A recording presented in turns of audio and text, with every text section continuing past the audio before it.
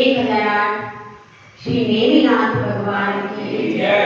परम पूज्य आचार्य श्री 108 आदि सागर जी महाराज की जय। परम पूज्य आचार्य श्री 108 महावीर कीर्ति महाराज की जय। परम पूज्य आचार्य श्री 108 वात्सल्य रत्नाकर विमल सागर महाराज की जय। परम पूज्य आचार्य श्री 108 तपस्वी सम्राट सन्मति सागर महाराज की जय।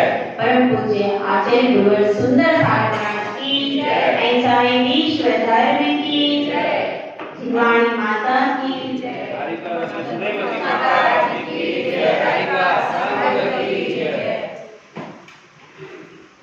जब किसी का जन्म होता है तो पंचम काल में जितने भी जीव उत्पन्न होते हैं उन सब का जन्म मिथ्यात्व से सहित होता है।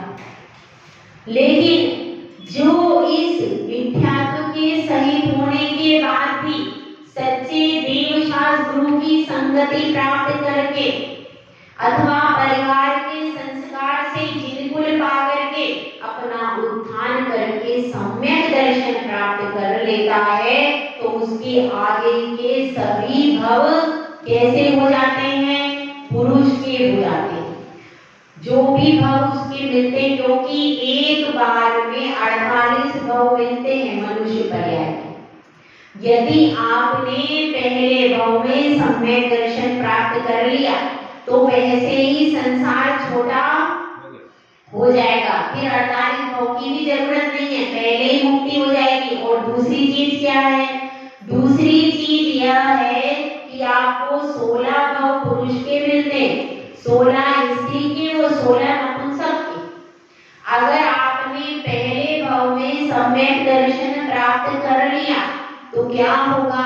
आगे आपको स्त्री वाले नपुंसक वाले एक भी भव नहीं मिले, पुरुष मिलेगा, पुरुष भव ही मिलेगा जिसमें आप जल्दी जल्दी आत्मा का कल्याण करके कर्मों की निर्जरा कर लोगे। और क्या मिलेगा? शरीर बलवान मिलेगा, ऐसा फालतू का शरीर नहीं मिलेगा। कैसा शरीर है? ये फालतू का शरीर है। क्यों? इसमें कितना भी डालो यह संतुष्ट नहीं होता और इसमें कोई ना कोई रोग लगा ही रहता है। तो सबसे उत्तम सेना वाला शरीर, अच्छा शरीर मिलेगा, अच्छा कुल मिलेगा, परिवार वाले भी सब कैसे मिलेंगे? कोऑपरेट करने वाले, ऐसी लड़ाई वाले नहीं मिलेंगे। बहुत सब कुछ अच्छा ही होगा, कोई परेशानी कोई समस्या कब नहीं आएगी? जब हमारे पास सम्यक दर्शन होगा। तो ऐसे जो गुरुदेव तो इसलिए कहते हैं कि बर्थडे मत मनाओ। क्यों? क्योंकि आपका जन्म तो मिथ्यात्व के सहित हुआ। अब उस मिथ्यात्व सहित जन्म को क्यों मनाना? हाँ, जिसने इस जन्म में रहकर सम्यक दर्शन प्राप्त किया, दीक्षा ले ली, उसका जन्म सार्थक हो गया। फिर भी क्यों मना देते हैं, क्यों आशीर्वाद दे देते हैं? तो हम इसलिए आशीर्वाद देते हैं कि आपने जन्म ले लिया लेकिन अब सम्यक दर्शन को प्राप्त करने का पुरुषार्थ करो। और इस सम्यक दर्शन को प्राप्त करने का पुरुषार्थ करने के लिए आशीर्वाद जन्म महोत्सव पे दिया जाता है। इसलिए नहीं दिया जाता कि आप होटल में जाओ और पिक्चर हॉल में जाओ और कहां जाकर के दिन भर दोस्तों के साथ में घूमते फिरते रहो। लेकिन ऐसे जो जन्मदिन मनाते हैं वो जिन शासन में नहीं बताया। जिन शासन में कैसे जन्मदिन बनता है पता है? जिन शासन में जैसे ही आपका जन्मदिन हो तुरंत सुबह सवेरे आकर के बैठ के पहले घर में ही नमोकार मंत्र पढ़ो, सामायिक करो। सुबह से जिस दिन जन्मदिन हो उस दिन क्या करने का? सामायिक करो और कहो कि अरे मेरे जीवन का 1 वर्ष और निकल गया, अब मेरी ये मनुष्य पर्याय जा रही है। यदि मैं अभी आत्मा का कल्याण नहीं कर पाया, सम्यक दर्शन को उत्पन्न नहीं कर पाया तो क्या होगा? ये जन्मदिन वास्तव में क्या है? 1 वर्ष आपके जीवन का कम हो गया। इसलिए वो कोई मनाने के लिए नहीं, लेकिन फिर भी सुबह सामायिक करो, अपने स्वरूप का चिंतन करो। भैया मैं क्यों आया था यहाँ पर? मेरा जन्म हुआ था जिन कुल में क्यों हुआ था, यह बैठ करके सामायिक में विचार करो जिस दिन जन्मदिन है। उसके बाद अपनी आत्मा का चिंतन करो, उसके बाद फिर अपनी नित्य क्रियाओं से निवृत्त होकर के मंदिर में आओ। और मंदिर में आकर के बहुत भक्ति भाव से भगवान की पूजा करो। पूजा करने के बाद यदि कोई साधु हो तो क्या करना चाहिए, उसको आहार दो और पूरे दिन अपना धर्म ध्यान में व्यतीत करो। वो होता है जन्मदिन। हम कैसे मनाते, 4 दोस्त 4 सहेली लेके हम होटल में जाते, पिक्चर देखने जाते, करते कि नहीं? और क्या करते हैं, और फिर दान दो। अपने घर से कुछ फल आदि लेकर के आओ, मंदिर में पूजन का द्रव्य लेकर के आओ और मंदिर में दान दो। जन्मदिन के दिन दान देना चाहिए। कहाँ? होटल में। होटल में नहीं देना चाहिए। जन्मदिन के दिन सबसे पहले मंदिर के लिए द्रव्य दो, मंदिर के लिए अच्छी द्रव्य सामग्री, मंदिर के लिए द्रव्य सामग्री सजा करके मंदिर में कम से कम द्रव्य की तो दान दे ही सकते हो, तो मंदिर में द्रव्य सामग्री का दान दो। और कहीं पर यदि कोई काम चल रहा है तो उसमें अपना मंदिर बनने में दान दो। और क्या करो, और फिर साधु के चौके में जाते हो तो वहां भी कुछ फल फ्रूट दूध आदि अपनी तरफ से दो। खाली ऐसे सूखे देने नहीं पहुंच जाना ग्रास को। समझ में आई बात? जन्मदिन का मतलब है कुछ आपके पाप को कम करना। तो कैसे होगा, भगवान की पूजा करो और उस दिन दान दो, पूजा की सामग्री दो, मंदिर में छत्र चमन आदि दो, कुछ भी जो आपकी शक्ति हो वो देना चाहिए। और शांति धारा अपनी तरफ से करवाओ, ये भी दान है। इस तरह से पूरा दिन धर्म ध्यान में व्यतीत करना चाहिए। वो है असली जन्मदिन। कैसा? असली जन्मदिन। और अपने घर में इष्ट मित्रों को भी बुलाओ। तो कैसा करना, पहले ये रिवाज था घर में बुलाते थे, अब तो क्या मम्मी कहती थी भैया नहीं, मैं कहाँ तक बनाऊंगी, जाओ मित्रों को लेके होटल में, मेरे से नहीं होता है, मैं कहाँ तक बनाऊं। पहले घर घर में खीर और लड्डू बनाए जाते थे और बच्चे आते थे, जो भी मित्र आते थे, बालक आते थे, वो सब बालकों को बिठा करके खीर लड्डू खिलाते थे। करते थे कि नहीं मोदी जी? मोदी जी का जन्मदिन बना होगा, उनसे पूछ लो। घर में ही खीर लड्डू बना करके और बालक आते थे जो स्कूल के बच्चे, उन सबको खीर लड्डू आदि हलवा आदि खिलाते थे। होटल में जाते थे क्या? होटल में जाने का कोई भी प्रचलन कभी भी था नहीं था। यही था, घर में जो मित्रगण आते थे तो घर में ही शुद्ध बना करके उनको खिलाते थे, बस हो गया जन्मदिन। कोई रात में कहीं नाचने नहीं जाने का। तो अब सब बहुत विकृति आ गई है। वास्तविक जन्मदिन तो है कि रो बैठ के कि भैया मेरा एक साल खत्म हो गया, मेरी मनुष्य पर्याय की व्यर्थ चली गई और मेरा अंतिम भाव, मान लो 48 में से अंतिम भाव आपका है। यदि आपने इस भाव में उद्धार नहीं कर पाए तो कहाँ चले जाओगे? वापिस निगोद में जाओ, फिर से वही अग्निकाय गाय फिर से यात्रा शुरू करो। इसलिए बहुत ध्यान देने की आवश्यकता है। हम यहाँ किनकी जन्म जयंती मना रहे? जिन्होंने दीक्षा लेकर के और तपस्या करके अपने जीवन को सार्थक कर लिया, इसलिए उनकी मना रहे। क्यों इसीलिए मना रहे? इसीलिए मना रहे हैं कि जो लक्ष्य हमने बनाया है उस लक्ष्य को उन्होंने पूरा करके दिखा दिया, समाधि भी कर ली, और जिनकी समाधि नहीं हुई है तो वे अभी अपनी साधना कर रहे। विश्वलोचन सागर महाराज है ना, तो वो कितनी उम्र है उनकी में? 79। कितने साल हो गए दीक्षा को? 22 साल हो गए। बहुत पुराने समय से निकले हुए हो गए। देखो कितने अच्छे आपके प्रतापपुर के गौरव है। ऐसे 22 साल पूरी दीक्षा हुई थी। अच्छा, क्षुल्लक दीक्षा, फिर भी कोई बात नहीं, क्षुल्लक भी एक ही बार भोजन करते हैं, वो भी बराबर ही उसमें नहीं। 22 साल से वो साधना कर रहे हैं ना, संघ में ही रह रहे हैं ना, 22 साल से संघ में ही क्षुल्लक बन के करे चाहे मुनि बन के करे, एक बार क्षुल्लक भी बन जाते हैं तो फिर दूसरी बार भोजन तो नहीं होता। तो इसलिए वो तो एक बार पूरी साधना केस रोज है सब साधना वो ही होती, उसमें कोई भी बहुत विशेष अंतर नहीं है।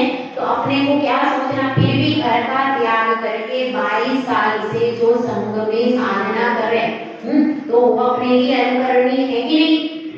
अभी कहाँ पर है महाराज जी? विराट जी संघ,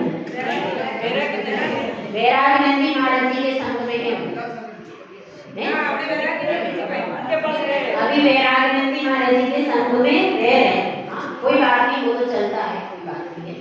तो बात ये समझने की है कि कितने हमारे लिए प्रेरणा स्रोत है कि नहीं वे, कि इतने 22 साल से संयम की साधना कर रहे हैं, तो बड़ी बात है। तो अपने लिए यही समझना है। और अब आचार्य विमल सागर महाराज जिनके नाम के आगे क्या लगता है, वात्सल्य रत्नाकर, तो वास्तव में वो वात्सल्य के रत्नाकर ही थे।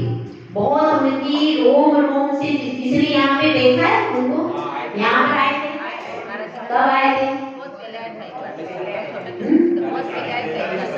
45 साल पहले। कितने दिन रुके थे?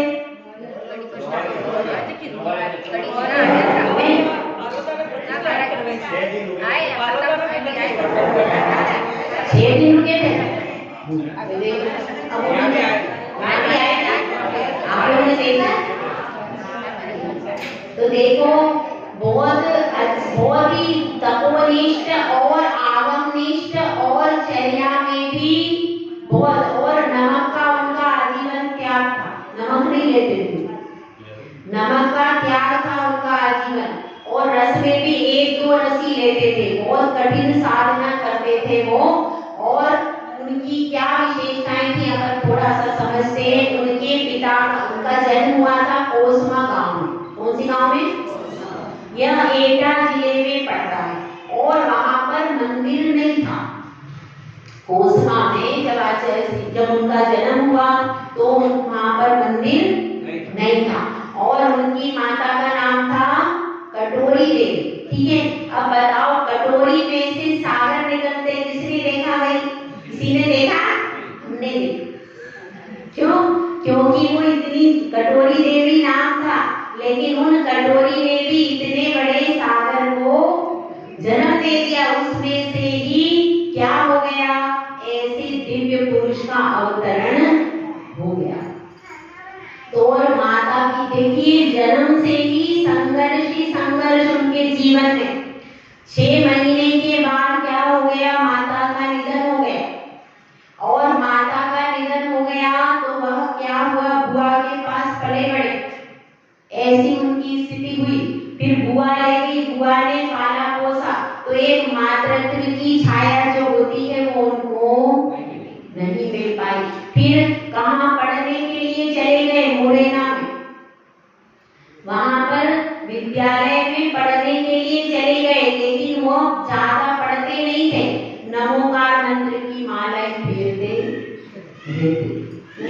तो इस तरह से उनका इतना अभ्यास था कि नमोकार मंत्र ही प्रिय था, और सब बच्चे उनसे कहते क्या कहते कि आप नमोकार मंत्र की माला फेरते रहते हो, तो कैसे आप पास होंगे? लेकिन सब बच्चे पीछे रह जाते थे और वो पास। इस तरह से उन्होंने शास्त्री की उपाधि अर्जित की। उस समय की वो शास्त्री बहुत कठिन होती थी, अब तो ऐसी ही हो जाती है, उस समय बहुत कठिन शास्त्री होती थी। तो उस समय उन्होंने शास्त्री की उपाधि अर्जित की, और उसके बाद फिर वे, और लेकिन धार्मिक थे, आकर के आहार देते थे, पठन पाठन करते थे। उसके बाद आए और आकर के वे मिले सुधर्म सागर महाराज जी से। सुधर्म सागर महाराज जी का उस समय नियम था कि रात्रि में 100 श्लोक रोज लिखना रहता था, 100 श्लोक वो लिखते थे। तो अब लेकिन उनको कम आता था, कम आने के कारण उनकी जो आराधना, ज्ञान आराधना में बाधा पड़ती थी, तो वह एक पात्र रखते थे और उसमें कप निकालते रहते थे।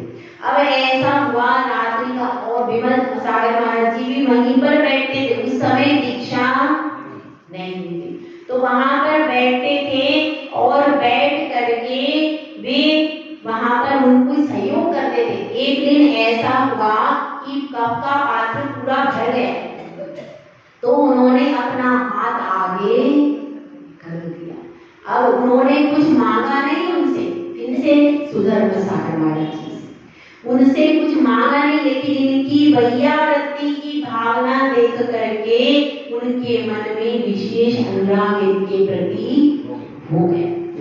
तो जब इन्होंने वो भी पूरी रात जगते थे, पूरी रात जग करके गुरु की सेवा करते थे।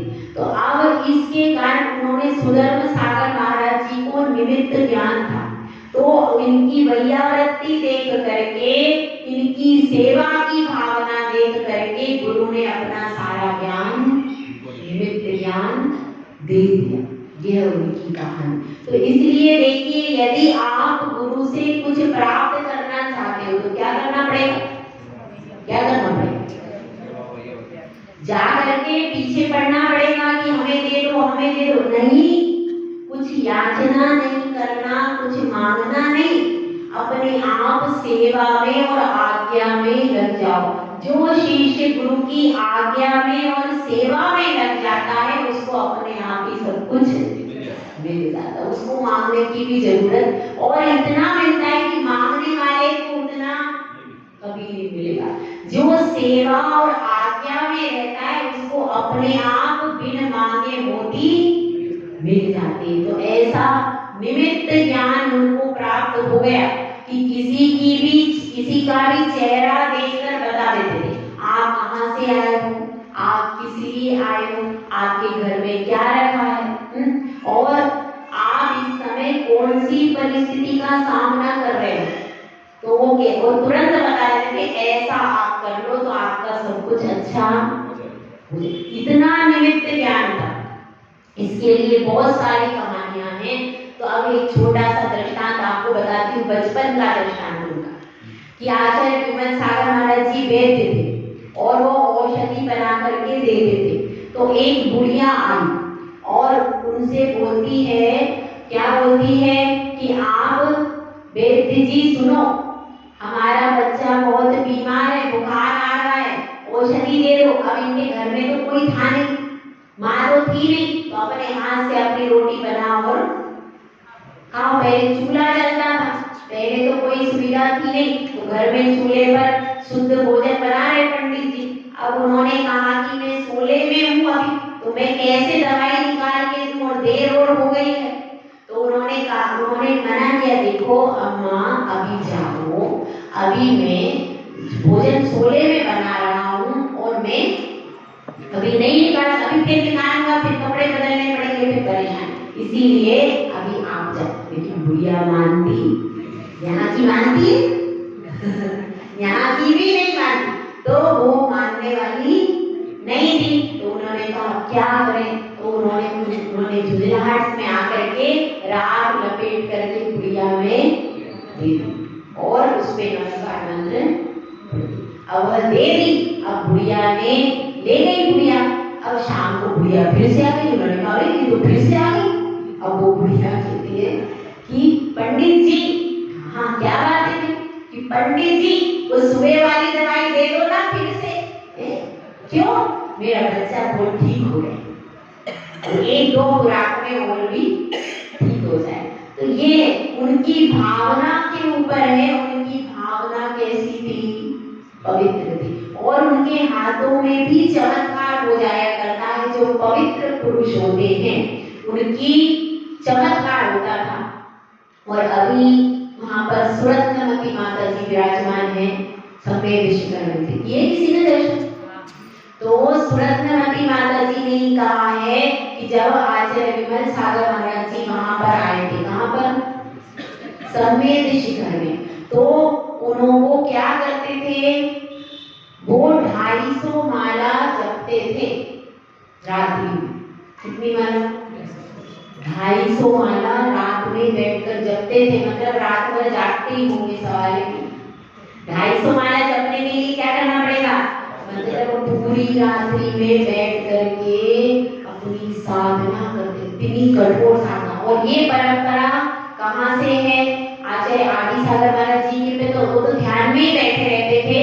आचार्य महावीर कीर्ति महाराज जी भी क्या करते थे, रात्रि का पूरा जागरण, और मतलब शाम को सामायिक के बाद थोड़ा सा वो आराम कर लेते थे।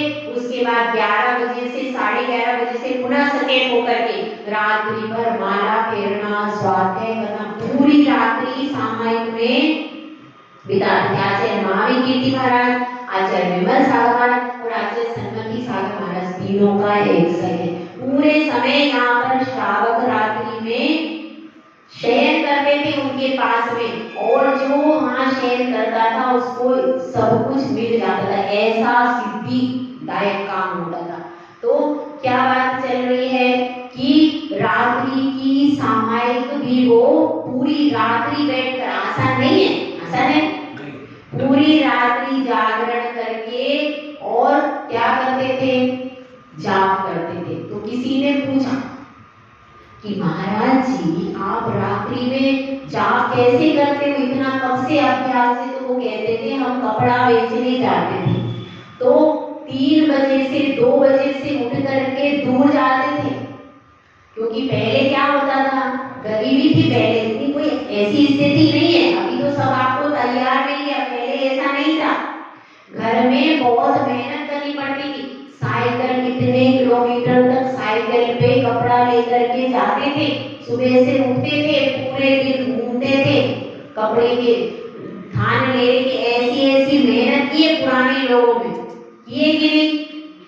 तो पहले ऐसी, तो हमको शुरू से ही रात्रि का अभ्यास लग गया, तो इसके कारण अब भी वो अभ्यास काम आ रहा है। ऐसे थे। और एक घटना और है कि उन्होंने सम्मेद शिखर की यात्रा किस पे की, साइकिल पे की। साइकिल से सम्मेद शिखर, पहले साइकिल का बहुत क्रेज था भैया, अब नहीं है। अब जैसे स्कूटी का क्रेज है ना, पहले साइकिल का क्रेज था, साइकिल पे काम होते थे। तो अब साइकिल पर यात्रा की, उस समय की एक घटना है, साइकिल खराब हो गई। अब दूर दूर तक कहीं कुछ दुकान कुछ भी नहीं, पूरा जंगल। अब बड़े परेशान, क्या करें। उन्होंने कहा क्या करें, और अपने नमोकार मंत्र बैठकर पढ़ने लगे, अब क्या करते। तो अब क्या हुआ, अचानक उनको लगा वहाँ दुकान है। उन्होंने कहा अच्छा देखो दुकान है, आगे बढ़े, थोड़ा आगे दुकान आ गई, और वहाँ पर क्या था, दुकान थी साइकिल सुधारने की, और उसपे वो पंप करके उसने साइकिल में हवा भर दी और वो साइकिल सुधार दी। अब साइकिल सुधार दी, उन्होंने कहा अब वो आगे बढ़ गए, थोड़ी दूर गए, उनको लगा कि मैं वहां दुकान पर कुछ भूल गया। अब उन्होंने कहा कोई बात नहीं, इधर चौपट्टे तक ही गया हूँ, चौराहे तक लोड करके ले आता हूँ। और वो वापिस आए, देखा तो वहां पर कुछ भी नहीं, बिल्कुल सत्य घटना है। तो ये सब क्या था, देवव्रत माया थी, वो पूरी देवव्रत माया थी कि उनके सम्मेद शिखर यात्रा के प्रभाव से, नमोकार मंत्र के प्रभाव से देवों ने आके उनकी सहायता की। तो ऐसे, ये तो सब गृहस्थ अवस्था की बातें बताएं। गृहस्थ अवस्था में भी यदि आप सच्चे मन से साधना करते हो तो क्या होता है, उसका फल जरूर मिलता है। उसका पवित्र भावों का बहुत फर्क होता है। और क्या बहुत सारी विशेषताएं हैं उनकी, और उन्होंने बहुत गहरा आश्चर्य, गुस्सा उनको नहीं आता था, बहुत शांत प्रकृति के थे, वात्सल्यवान थे, और वंदना करते थे तो पूरी हर प्रतिमा के चरण छू करके और नमस्कार करते थे कई बार विधि पर। ऐसी उनकी क्या थी, भक्ति थी। और उपवास भी करते थे, रस परित्याग भी करते थे।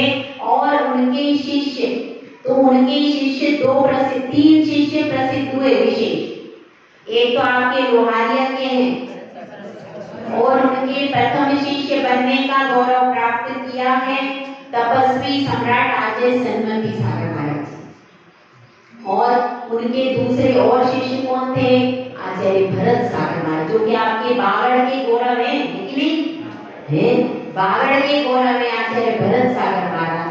और उनकी आरिका की प्रथम गणिनी आरिका विजयमती माता जी, जिनका भी 6 रसों का त्याग था, उनकी भी समाधि 2006 में हो गई। तो ऐसे कर्मठ शिष्य जो अमोघ्य, क्योंकि यदि साधु संत से ही सारी परंपराएं चल रही, उनकी साधना से आज जैन समाज में शांति है। यदि साधु संत नहीं हो तो क्या होगा? आपके लिए कोई भी साधना नहीं कर पाओगे। उनको देख देख करके ही आपको साधना करने की प्रेरणा मिलती है। और जहाँ चतुर्मास में साधु संत जिस स्थान पर क्या करते, जाप्य करते, अनुष्ठान करते, सामायिक करते, उस नगर में बहुत सारे उपद्रव दूर से ही बाहर से विदा हो जाते। बहुत महत्व है इसीलिए वर्षा योग और चातुर्मास का, कि जहाँ पर बड़े बड़े संकट पलायन कर जाते हैं, ऐसा साधु संतों का प्रभाव है। तो अपन उनकी जन्म जयंती मना रहे हैं कि उन्होंने मिथ्यात्व को दूर किया और सम्यक दर्शन को प्राप्त किया। और क्या किया? सम्यक दर्शन को प्राप्त किया। उसके बाद क्या किया? उन्होंने प्रतिमा ली। प्रतिमा लेने के बाद फिर महाव्रत धारण किए और फिर आचार्य पद को धारण किया। उनको किसने आचार्य पद दिया? आचार्य महावीर कीर्ति महाराज जी ने उनको आचार्य पद दिया। लेकिन उस समय वो दूर थे और आचार्य महावीर कीर्ति दूर थे। तो क्या हुआ फिर? तो उस समय फिर समाज ने वहां पर पूछने के लिए गई, तो उन्होंने अनुमति प्रदान कर दी कि ये मेरा मेधावी शिष्य है। और देखिए उनका उपकार कि आचार्य विमल सागर महाराज जी के पास 2 हीरे थे, एक आचार्य सन्मति सागर जी महाराज और एक आरिका विजयमती महाराज। तो अब वो 2 हीरे थे, तो आचार्य महावीर कीर्ति महाराज जी से उनके गुरुदेव, उनसे उनका मिलन हुआ।